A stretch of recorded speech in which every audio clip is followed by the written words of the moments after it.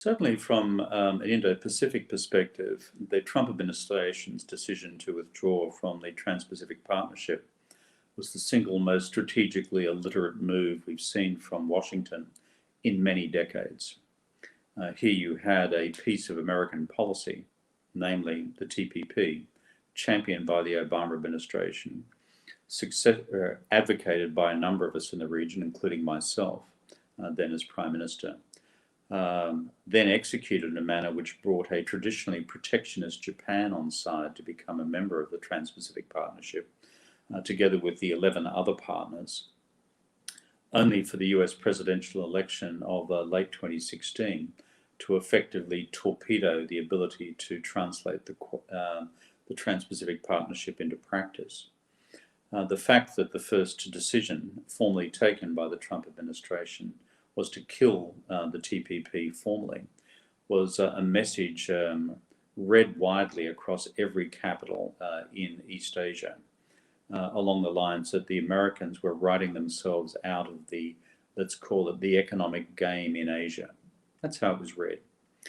And so therefore, one of the problems which the Americans now face with the future of the Quad, whatever its overarching strategic military foreign policy logic might be, is that until America re-engages economically through a refreshed trade policy in the Asia-Pacific and in the Indo-Pacific, then the Quad will at best be half-baked. Because in the absence of American full economic re-engagement with the region, turbocharged by the Trans-Pacific Partnership, effectively what America is asking the rest of Asia to do is to ignore their own bilateral economic interests in Beijing, where China has already become their #1 trading partner, and to say with their hand on their heart, well, we'll ignore all of our national economic interests and simply do what Uncle Sam wants us to do. Now, that is not an ultimately persuasive argument. It may have been in 1945, it may have even been a persuasive argument in 1975. But by the time we get to 2025, let me tell you, it's a non-persuasive argument.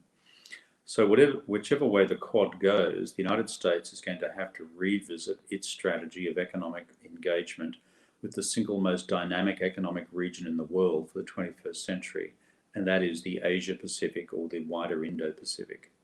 And that lies at the heart of the American dilemma going forward, given the protectionist sentiment which currently exists in the United States Congress.